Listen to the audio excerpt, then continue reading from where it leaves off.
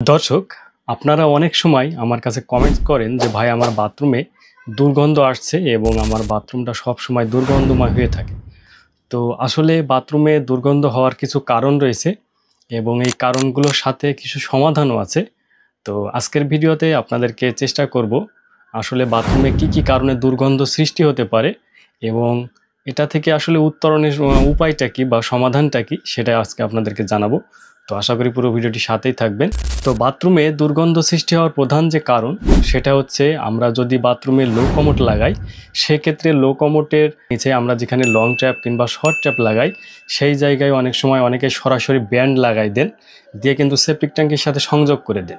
তো এক্ষেত্রে যেটা হয়, এটা দিয়ে সরাসরি বাথরুমের ভেতরে আপনার সেপটিক ট্যাঙ্কের যে দুর্গন্ধ বা গ্যাস সেটা কিন্তু সরাসরি বাথরুমের ভিতরে চলে আসতে পারে। অর্থাৎ বাথরুমে এই সেপটিক ট্যাঙ্কের যে গ্যাস ওইটা আসার জন্য একটা প্রতিরোধী যে ব্যবস্থা সেটা কিন্তু সরাসরি ব্যান্ড ব্যবহার করলে এটা থাকে না।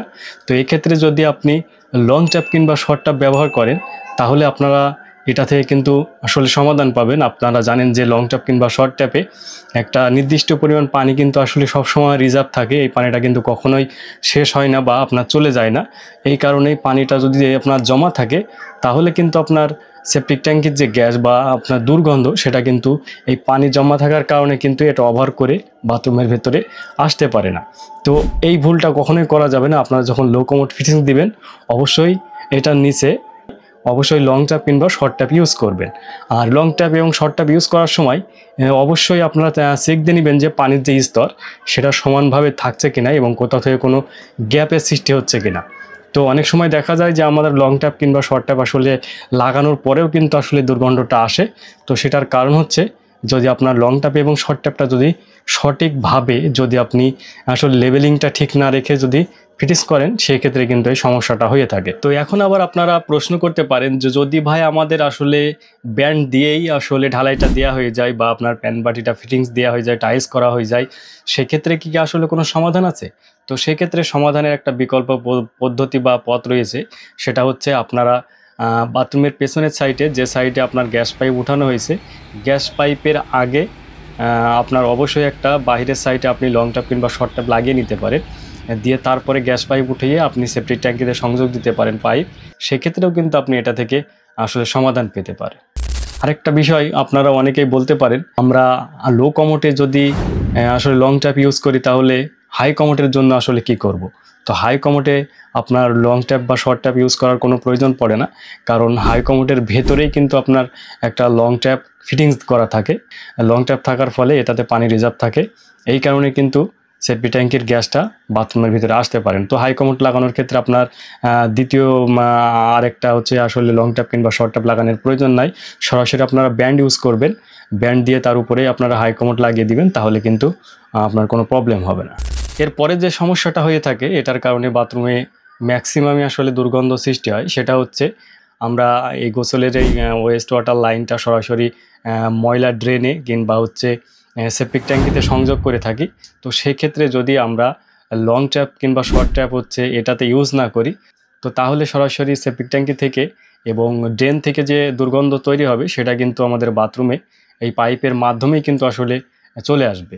তো এক্ষেত্রে আমরা অবশ্যই লক্ষ্য রাখবো, যদি আপনার বাথরুমে যে গোসলের পানি এটা যদি আপনি খোলা জায়গায় কিংবা কোনো পুকুর কিংবা ডোবায় যদি দেন, সেক্ষেত্রে আপনি সরাসরি ব্যান্ড ব্যবহার করে আপনি এটা দিতে পারেন। কিন্তু আপনার বাথরুমের যে গোসলের পানি এটা যদি আপনি সেপটিক ট্যাঙ্কি কিংবা হচ্ছে ময়লা ড্রেনে দিয়ে থাকেন, সেক্ষেত্রে অবশ্যই কিন্তু আপনার পানি রিজার্ভ রাখার ব্যবস্থা রাখতে হবে। অর্থাৎ আপনার লং ট্যাপ কিংবা শর্ট ট্যাপ অবশ্যই ইউজ করতে হবে, তাহলে কিন্তু আপনার যে দুর্গন্ধ সেটা কিন্তু ওই পাইপের মাধ্যমে বাথরুমে আসতে পারবে না। এর পরের যে কারণটি রয়েছে সেটি হচ্ছে অনেক সময় দেখা যায় আমরা যখন লো কমোড ফিটিংস করি, লো কমোডের পেছনে যে ফ্ল্যাশ ট্যাঙ্কি বা লো ডাউন থাকে এটা আমরা কখনোই লাগাতে চাই না। তো এটা লাগালে আপনার বাথরুমের যে দুর্গন্ধ বা ময়লা থাকে সেটা কিন্তু আপনি অনেক অংশেই কিন্তু আসলে কমিয়ে আনতে পারবেন। অর্থাৎ আপনি যখন লো ডাউন বা ফ্ল্যাশ ট্যাঙ্কি লাগাবেন, তো এখানে যখন আপনি প্রেস করবেন তখন কিন্তু লো ডাউনের ভেতরে যে পানিটা থাকে এটা কিন্তু প্রায় 5 থেকে 6 লিটার পানি এক ধাক্কাতেই কিন্তু আসলে প্যানের ভেতরে চলে আসে এবং আপনার ময়লা কিংবা হচ্ছে যে দুর্গন্ধ জীবাণু থাকে সেটা কিন্তু ধুয়ে মুছে সেপটিক ট্যাঙ্কি পর্যন্ত নিয়ে যায়। অর্থাৎ আপনার বাথরুমে যখন আপনি ইউজ করবেন বা টয়লেটটা যখন ইউজ করবেন, আপনার যদি লো ডাউন লাগানোর ব্যবস্থা থাকে অবশ্যই লো ডাউন লাগিয়ে নেবেন। এবং আপনি যদি লো ডাউন না লাগাতে চান তাহলে কিন্তু আপনার অতিরিক্ত পানি ব্যবহারের যে একটা ব্যাপার থাকে সেটা কিন্তু অবশ্যই আপনার নিশ্চিত করতে হবে, অর্থাৎ প্যানের ভিতরে কোনোভাবেই যাতে ময়লা না থাকে সেটা কিন্তু আপনার নিশ্চিত করতে হবে। তাহলে কিন্তু এই দুর্গন্ধ থেকে আপনি মুক্তি পাবেন। এর পরের যে সমস্যাটা রয়েছে আপনার বাথরুমে দুর্গন্ধ আসার ক্ষেত্রে, সেটা হচ্ছে আমরা বাথরুমের যে গ্যাস পাইপ উঠাই, এটা অনেকেই অর্থ খরচের ভয়ে কিংবা ছাদ ছিদ্র করার ভয়ে আর কি বলেন যে আমাদের ছাদের কার্নিশের নিচে বা ছাদের নিচ পর্যন্ত গ্যাস পাইপটা রেখে দেন। এবং এটাতেই কিন্তু আসলে অনেক সময় দেখা যায় যে আমাদের বাথরুমের যে ভেন্টিলেশন থাকে বা ভেন্টিলেটর থাকে, এটার মধ্য দিয়ে আমরা ছাদের নিচে যখন গ্যাস পাইপটা রেখে দিই, এই গ্যাসটা কিন্তু এই ভেন্টিলেটর দিয়ে আবার হচ্ছে বাথরুমের ভিতরে রিটার্ন যায় এবং এক্ষেত্রে কিন্তু বাথরুমের ভিতরে দুর্গন্ধ সৃষ্টি হয়। আর এটা যখন ঘটে তখন কিন্তু সহজে আসলে ধরাও যায় না যে আসলে গ্যাসটা আসলে কোথা থেকে আসছে।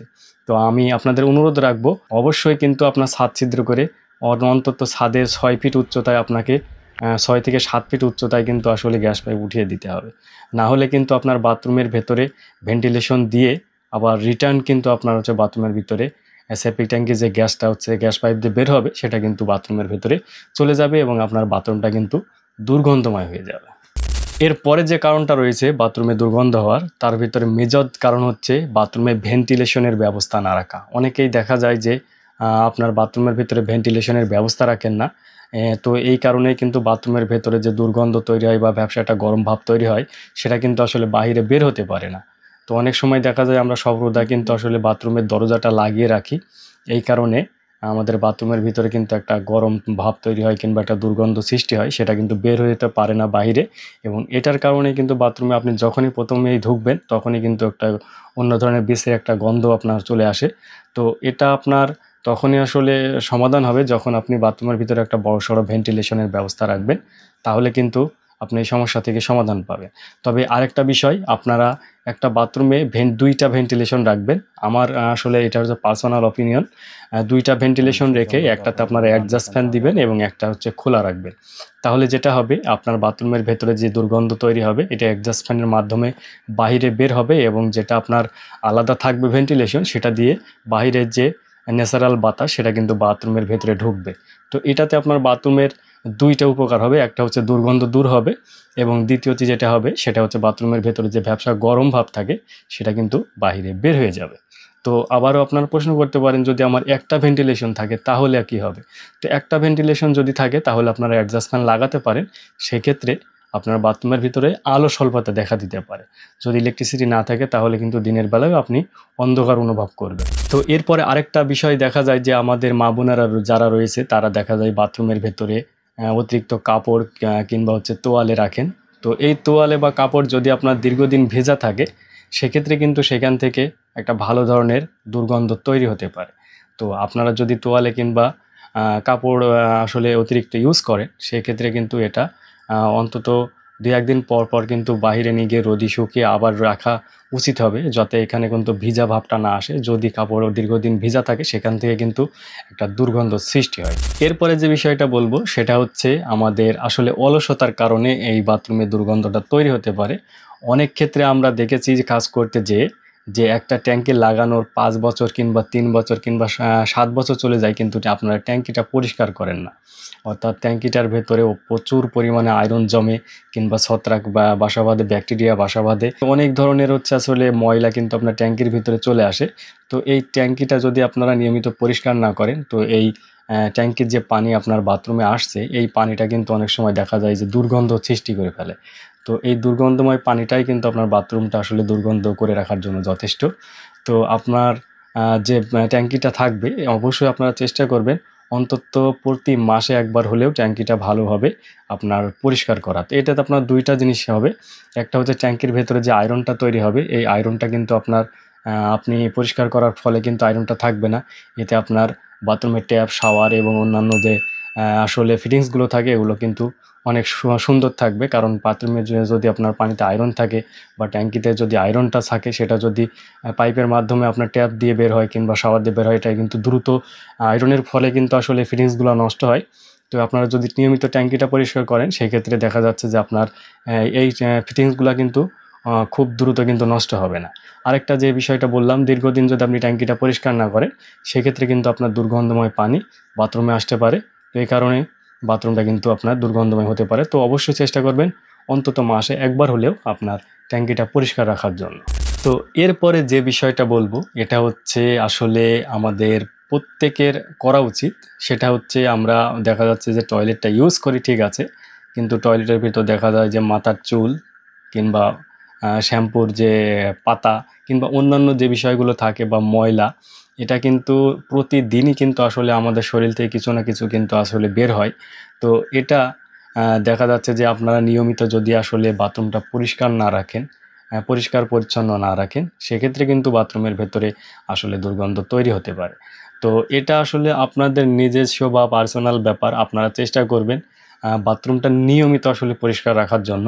যদি বাথরুম নিয়মিত আপনি পরিষ্কার না রাখেন সেক্ষেত্রে কিন্তু আসলে দুর্গন্ধটা তৈরি হতে পারে। তো বর্তমানে বাজারে আপনারা অনেক ধরনের এয়ার ফ্রেশনার আসলে সোপ কিংবা হচ্ছে বিভিন্ন জিনিস আপনারা দেখতে পাবেন, যেগুলো যদি আপনি বাথরুমে রাখেন তাহলে 20 থেকে 30 দিন কিন্তু আপনার বাথরুমের ভেতরে এটা একটা সুগন্ধ ছড়াতে থাকে এবং এটা থেকে কিন্তু আপনার কিছুটা হলেও দুর্গন্ধ থেকে আপনি মুক্তি পাবেন। তো দর্শক, এই ছিল ভিডিওটি ভালো লাগলে অবশ্যই একটা লাইক করবেন। আর আপনি যদি আমার চ্যানেলে নতুন দর্শক হয়ে থাকেন তাহলে আমাদের চ্যানেলটি সাবস্ক্রাইব করে রাখতে পারেন পরবর্তীতে স্যানিটারি বিষয়ক বিভিন্ন ধরনের ভিডিও পেতে।